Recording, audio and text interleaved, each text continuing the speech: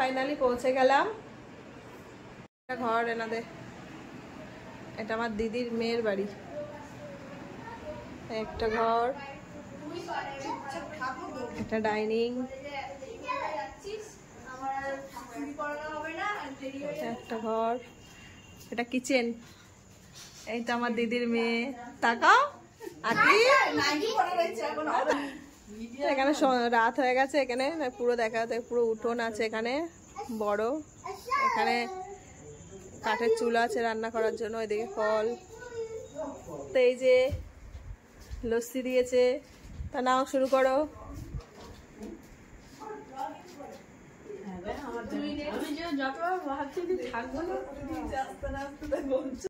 তো দেখো এটা উঠোন, এই যে কি বড় উঠোন, ওখানে কল, এখানে বলছিল করেছি নতুন করে দেখো, এখানে কাঠের চুলো।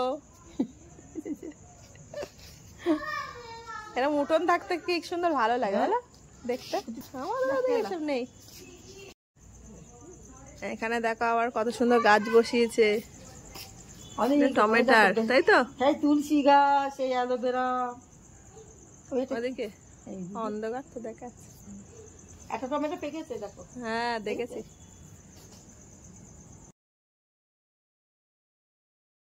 নাস্তা এই যে দিয়েছে মাংস, লুচি, গোস্ত।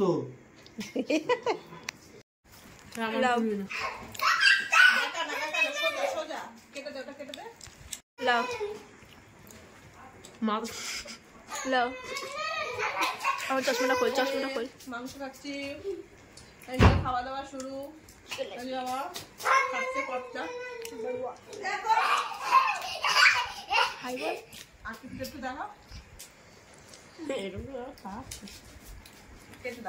আমার মুখটা আস্তে আস্তে উপরে ঘর আছে, দেখো আমার দাদার ছেলে আমার ছেলেকে ঘাড়ে নিয়েছে।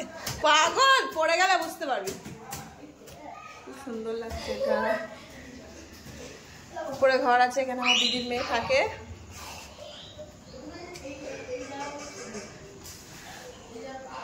আচ্ছা, এখানেও চুড়িদার বানায়। এটা বাথরুম, এটা ডাইনিং। খুব সুন্দর লাগছে এটা।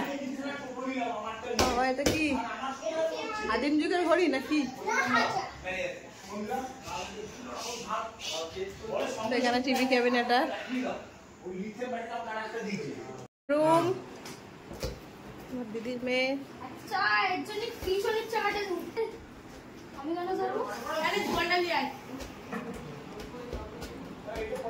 ড্রেসিং টেবিলটা খুব সুন্দর বলো।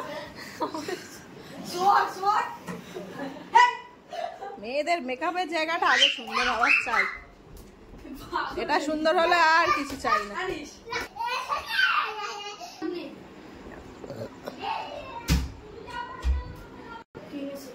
সব ঘড়িগুলোই সুন্দর, একটা আদিম যুগের ঘড়ি, একটা নিউ। তো দেখো এখানেও সাজাগোজা জিনিস, একটা makeup artist plus nail extension করে, আবার চুড়িদার বানায়, 3 রকম ও কাজ করে।